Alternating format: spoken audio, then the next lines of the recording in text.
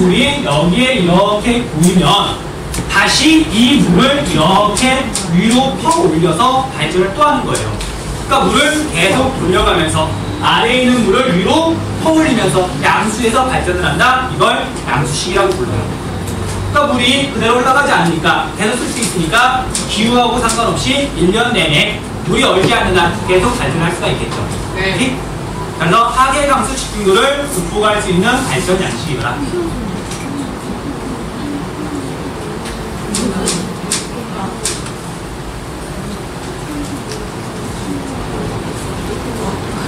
자, 그렇게 알아두셔야 돼요. 첫 번째 기후.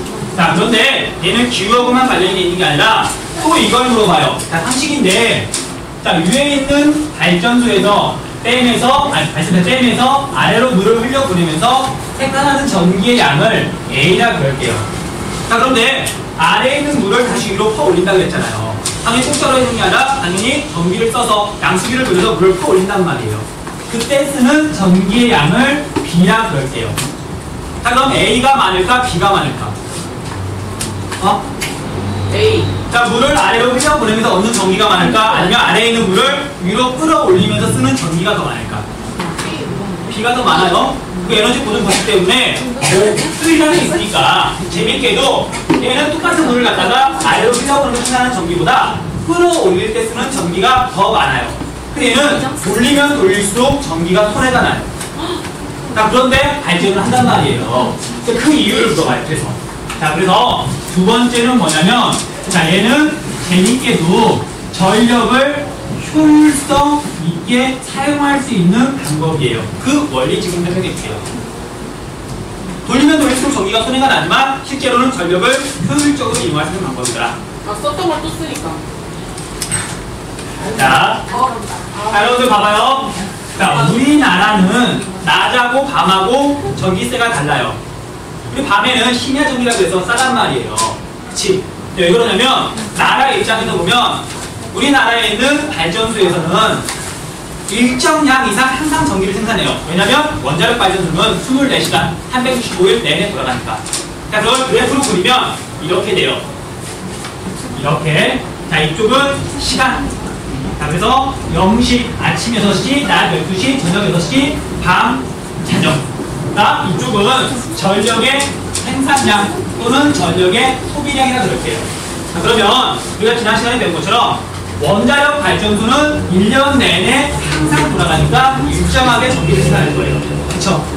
자, 그런데 사람들이 쓰는 전기의 양을 봤더니, 자, 밤에는 사람들 잠자죠. 공장 안 돌아가죠. 컴퓨터 뜨잖아. 자동차도 안 돌아다니잖아. 자, 그래서 밤에는 쓰는 전기량이 적다가 낮이 되면 전기를 많이 쓰게 돼요. 그 양을 보면 이런 식으로 변해요. 이런 식으로. 오케이? 자, 그래서 우리나라는 밤에는 사람이 일어나기 전에는 원자력 발전소에서 생산되는 전기만으로도 소비량을 감당하고도 남아요. 그러다 보면 밤에는 전기가 남아요. 오케이? 자, 그래서 얘는 야간 미녀 전력을 남는 전기를 이용해서 물을 퍼올리는 거예요. 어차피 남는 전기니까. 그러다가 전기를 많이 쓰는 낮 시간대가 되면 모자란 만큼 화력 발전소도 돌리고 양수식 발전소도 돌리는 거죠. 오케이? 자, 그래서 전력의 효율성을 높여주더라. 원자력 발전소에서 남는 야간의 미녀 전력을 이용하더라. 그게 양수식 발전의 또 포인트가 되는 단어들이에요. 자, 그래서 양수식까지 다시 정리 좀 해주세요.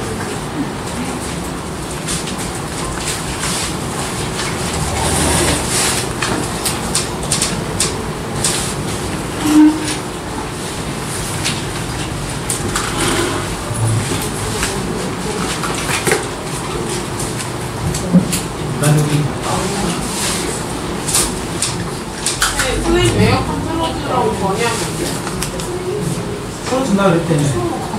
근데 아마 30도가 넘어야 틀어줄 거예요. 5,6번만 나와. 5,6번만, 불 위에서 5번만 나와.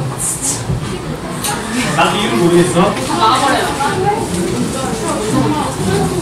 자, 마지막 하나 더. 자, 그래서 양수식은 전력의 활성이 좋을 뿐만 아니라 기후랑 상관없기 때문에 1년 내내 효율 있게 가동률이 높단 말이에요. 자, 그래서 수력 발전만 놓고 따지면 뭐 전하차식, 댐식, 뭐 유형 변경식 다 합쳐봤자 양수식 발전에 대해서 생산하는 전기량이 적어요. 양수식이 수력 발전 가운데는 가장 양이 많다는 거. 그것도 좀 기억해두세요. 거기까지 물어보면 보통 3점짜리로 나와요.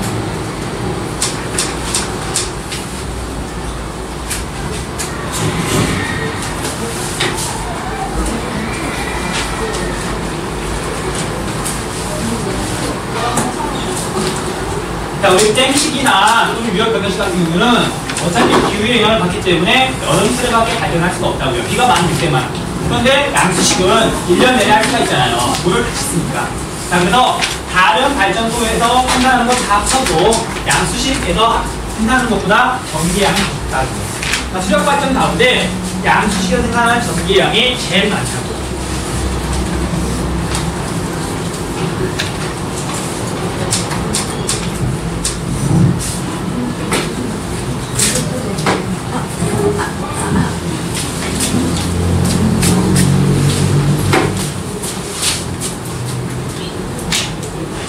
자, 다음 이제 전력 자원까지 됐으니까 나머지 광물 자원에 대해서 간단히 좀 사이즈 정리해 볼게요. 자, 얘는 이해고 뭐고 없어요. 그냥 보시면 돼요. 자, 그래서 우리 광물 자원 지지난 시간쯤 했었는데 광물 자원은 크게 비금속 광물과 금속 광물로 나뉘었죠. 자, 그 가운데 비금속 광물 먼저 할게요.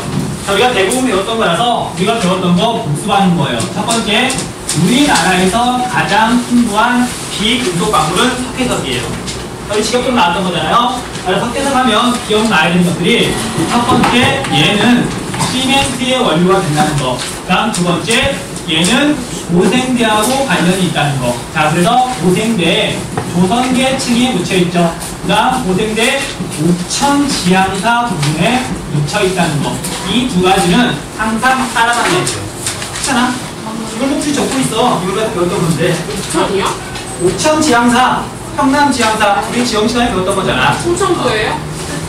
충청도를 지나가요. 강원도 남부까지. 자, 잘 모르겠는 사람은 우리 지영 시간에 배웠던 거 한 번 더 보셔야 돼요. 자, 얘 같은 경우에는 우리나라에 있는 자원 가운데 가채 연수가 가장 길어요. 그래서 대략 3,000년 정도를 해내서 쓸 수가 있어요. 가채 연수가 길다는 거. 여기까지 기억해둘 것. 자, 뭐 테라노트라든지 그런 것들은 지금 안 적었어요. 다 연결시켜서 생각할 줄 알아야 돼요.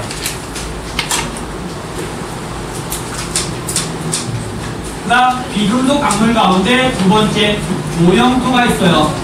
자, 고영토로는 뭘 만드냐면 도자기를 만들어요.